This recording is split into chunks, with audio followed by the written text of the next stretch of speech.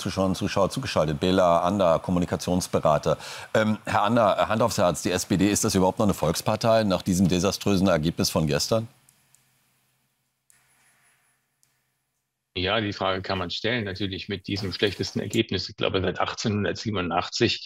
Und es wird an der SPD sein, zu zeigen, dass sie immer noch die Sprache der Menschen spricht, aber auch vor allen Dingen versteht.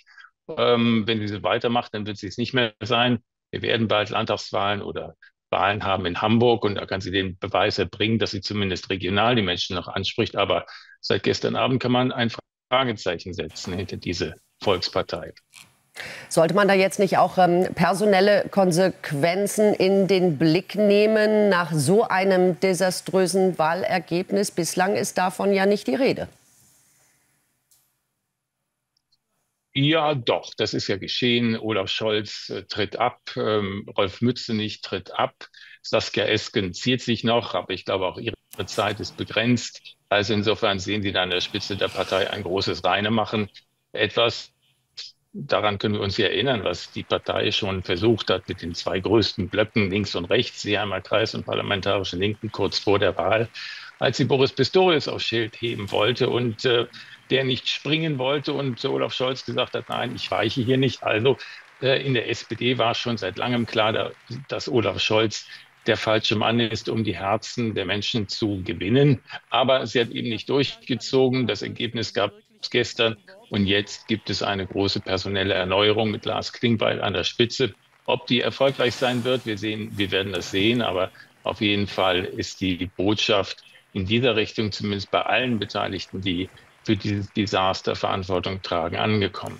Dann schauen wir noch mal auf die Wahlergebnisse, auf das Wahlergebnis. Jeder Fünfte in Deutschland hat die AfD gewählt, vor allem in den 5 Flächenländern im Osten sind Wahlergebnisse eingefahren worden. Da träumen andere Parteien davon.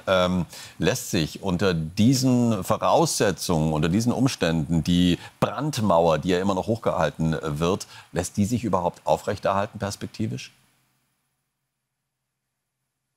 Ja, das wird eine große Debatte sein, vor allen Dingen bei der CDU. Und ich glaube, die läuft ja schon, was gerade eben Herr Frey gesagt hat. Der Wähler hat den Auftrag gegeben für eine große Koalition, leitet sich ja ab aus diesem Verständnis, dass der Wähler nur Parteien jenseits der AfD haben möchte.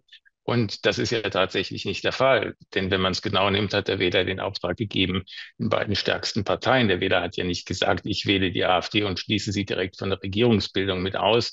Also diese Debatte wird es natürlich verstärkt geben in der CSU und in der CDU.